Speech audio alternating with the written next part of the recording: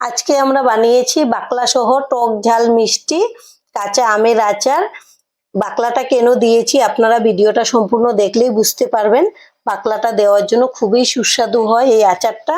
আর এই আচারটা আপনারা ঠান্ডা হওয়ার পরে কাচের বয়মে ভরে রেখে দেবেন, আর এটা রেখে আপনারা 6 মাস পর্যন্ত খেতে পারবেন। ডাল ভাতের সঙ্গে বা এমনিতেও খেয়ে নিতে পারবেন, সব রকম ভাবেই খেতে খুবই সুস্বাদু হয়। এখানে আমি 4 পিস আম নিয়েছি, আর আমগুলোকে প্রথমেই ভালো করে ধুয়ে নিয়েছি। এবার কেটে নেব। একটা আম নিয়ে নিলাম, এবার বোটার জায়গাটা কেটে বাদ দিয়ে দেব। এই যে অল্প করে বাদ দিয়ে দিলাম। আমি কিন্তু খোসাটা ফেলবো না, খোসা সহই কেটে নেব।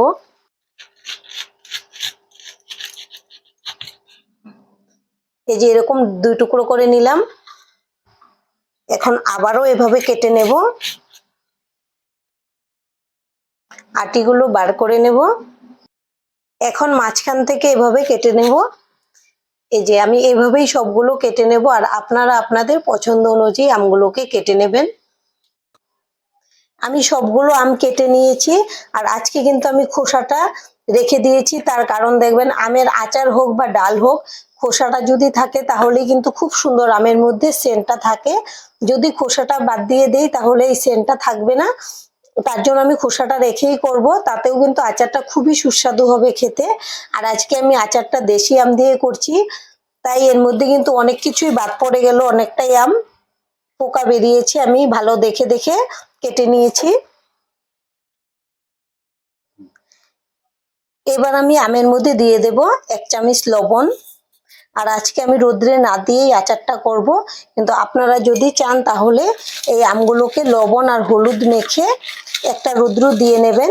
কিন্তু অনেক সময় দেখবেন রৌদ্রটা থাকে না, বা সবার বাড়িতে রোদ্রে দেওয়ার সুবিধাটাও থাকে না, তখন আপনারা রোদ্রে না দিয়ে কিভাবে আমের আচারটা বানাতে পারবেন সেটাই আজকে আপনাদের সঙ্গে শেয়ার করছি। যে খুব ভালো করে মেখে নিয়েছি, আর এভাবে আমি 10 মিনিট রেখে দেব। আর এদিকে গ্যাসে একটা কড়াই বসিয়েছি, কড়াইটাকে গরম করে নিয়েছি। এবার দিয়ে দেব 5-6টা শুকনো লঙ্কা। লঙ্কাগুলোকে শুকনো খোলায় ভেজে নেব। লঙ্কাগুলোকে একটু ভেজে নিয়েছি। এবার নিয়েছি কিছু গোটা মশলা। এখানে আছে গোটা ধনে, মৌরি আর সাদা জিরে, সবকিছু দিয়ে দেব।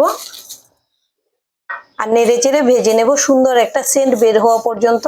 আর যখন ভাজা হয়ে যাবে তখন সুন্দর এটা ফুটতে থাকবে।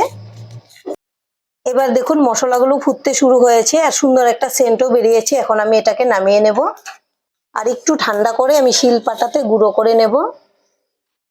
এখন আরেকটা কড়াই বসিয়েছি, আর এখানে নিয়েছি আখের গুড়। এই গুড়টা দিয়ে দেব, আর অল্প একটু জল দিয়ে দেব।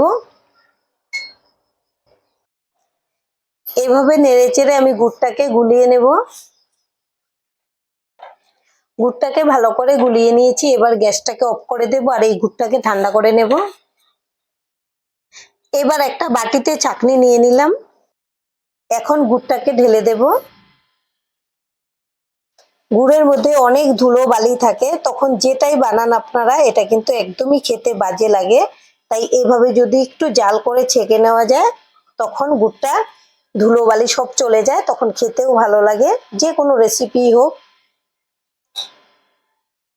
রেস্টে রেখেছি 10 মিনিট হয়ে গেছে। এখন ঢাকনাটা খুলে নেব।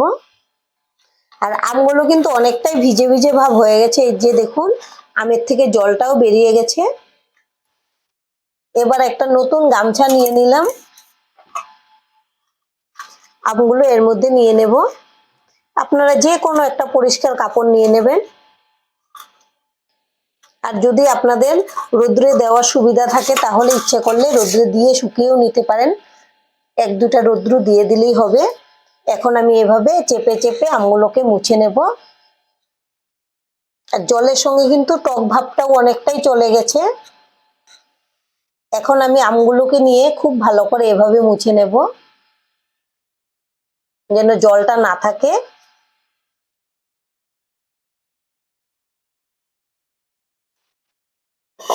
আর একটা বাটিতে রেখে দিচ্ছি। এভাবে আমি প্রত্যেকটা আমের পিস মুছে রেখে দেব।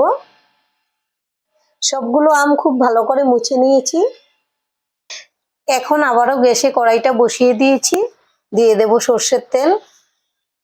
আচারটা সর্ষের তেলেই বানাবেন, তাহলেই কিন্তু ভালো হবে। আর এখানে নিয়েছি 5 ফোড়ন, এটা দিয়ে দেব। আর সুন্দর একটা সেন্ট আসা পর্যন্ত ভেজে নিতে হবে, নেড়ে চেড়ে ভেজে নেব। ফোড়নটাকে ভালো করে ভেজে নিয়েছি, একটা ভালো সেন্টও বেরিয়েছে। এবার আমি আমের পিসগুলো দিয়ে দেব।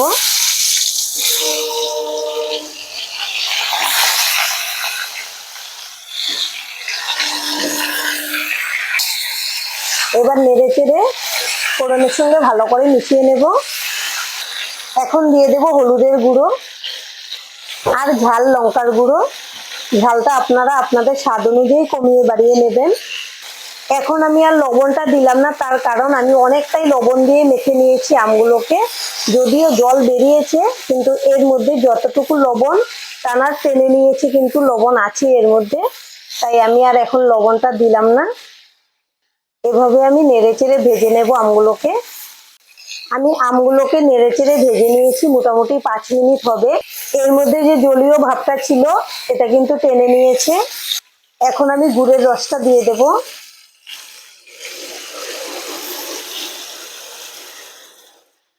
এখন গ্যাসের আঁচটা কমিয়ে দেব।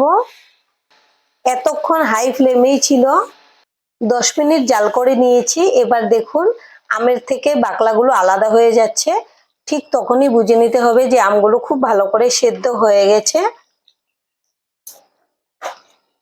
এখন আমি ভেজে রাখা মশলাটা দিয়ে দেব। সবটুকু লাগবে না, এখান থেকে আমি অর্ধেক দেব। আর এরকম আচার যদি একটা থাকে, ডাল ভাতের সঙ্গে আর কিছুই লাগবে না, খেতে কিন্তু দুর্দান্ত হয়। কোনো রকম রোদে দেওয়ার ঝামেলা ছাড়াই টক ঝাল মিষ্টি আচার খুব সহজেই আপনারা যখন মন চায় বানিয়ে নিতে পারবেন। খেতেও হয় খুবই সুস্বাদু। আর আজকে আমি বাকলাটা ফেলিনি, তার কারণ বাকলাগুলোও কিন্তু আপনারা চেটে চেটে খেতে পারবেন ইচ্ছে করলে। এটাও কিন্তু খেতে খুবই ভালো লাগে, আর সুন্দর একটা সেন্টও আসবে বাকলাগুলো থাকার জন্য। আমাদের এই রেসিপিটা দেখে যদি আপনাদের ভালো লাগে, একটা লাইক অবশ্যই দেবেন। আপনাদের একটা লাইক আমাদেরকে অনেক উৎসাহ দেয় নতুন নতুন ভিডিও বানাতে। আর আমাদের পাশে থেকে চ্যানেলটিকে সাবস্ক্রাইব করে নেওয়ার জন্য অনুরোধ রইল। এখন কিন্তু আমাদের আচার একদম রেডি পরিবেশনের জন্য। এবার আমি গ্যাসটাকে অফ করে দেব, আর এটা ঠান্ডা করে পরিবেশন করে দেখাচ্ছি।